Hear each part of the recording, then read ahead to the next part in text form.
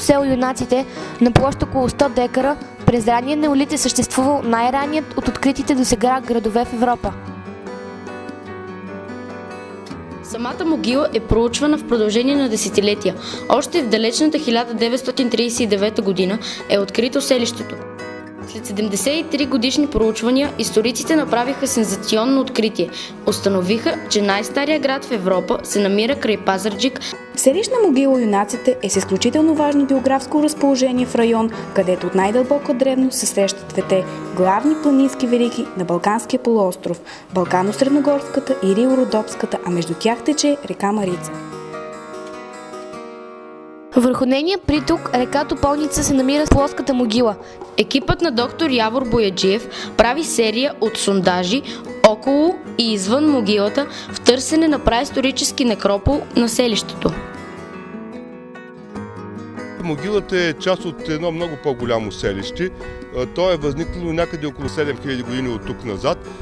За времето си това е било едно огромно селище с площ над 100 000 квадратни метра. Тук те са издигнали една укрепителна стена и са направили това, което в Гърция се нарича Акропол, в Европа му казва цитадела, т.е. една укрепена част в най-високата точка на селището. Това ни дава основание да говорим вече, че не става въпрос за едно обикновено селище, което е от тая праисторическа епоха, става въпрос вече за наистина един първообраз на града. Според учените, обектът е по-правилно да бъде наричан протоград, но той има всички белези на истинско градско устройство. Става въпрос за най-стария град, първообраза на града. Тоест, това, което тази година разкриваме, това е един производствен район. Тоест, там, където има много пещи, има следи от производство. Явно вътре в защитената, в крепостната част се е включвало и възможност да се обработват най-важните неща за тях, да се произвеждат. По думите му, новото, което откриват учените тази година е, че пред крепостната стена е имало един достатъчно голям ров и пред него още една защитна стена. Получава се много сложно укрепително съоръжение, непознато в праисторията. Именно тези слоеве много ясно показват широчината на стената, която е някъде около 5 метра близо. Една широчина, която е много внушителна за времето си, дори за много по-късни периоди и през античността и през средновековието. Стена от 5 метра се смята за изключително мощна укрепителна система. Това е било комбинация от ров и стена.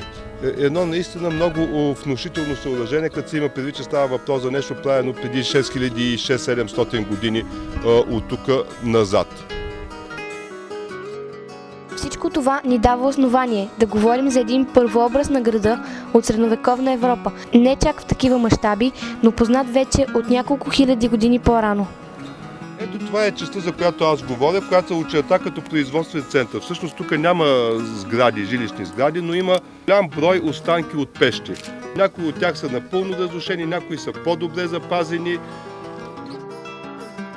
Елементи от интериора на къщите са пещ, изградени на място зърнохранилища, площадка за сушене на зърно, подвижни каменни ръчни мелници, хромели.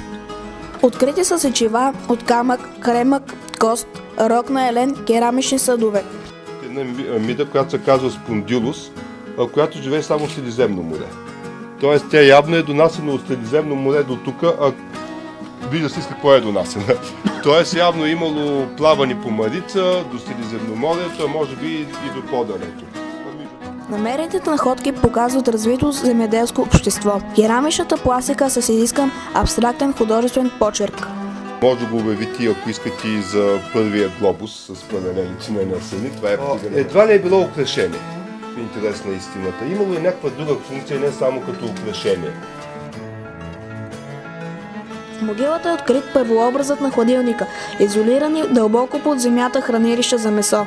Документирана е и една от най-ранните ампутации в Европа – отрязана китка на жена. Според германски антрополози, зарастването е перфектно и не е имало осложнения след операционните дейности. Това са от вътрешната страна на съда, и то на голям дебел съд, които най-вероятно говорят вече за наченки на някаква писменост. Селището е продължило да се развива и през късния енеолит. То е опожарено, разрушено и се прекратява съществуването му, а хората са били избити. Причудливи керамични фигурки на птици, животни, намерени при разкопки на селищната могила край село Юнаците, са изложени в Пазарджишкия регионален исторически музей. Няма подобен у нас, защото никъде в България не е събрана на едно място подобна колекция. Резултатите от археологическите проучвания дават основание да се твърди, че при село Юнаците Пазарджишко е открит най-ранния град в цяла Европа, по-ранен с около 2000 години от известните на науката досега селища от този тип през бронзовата епоха.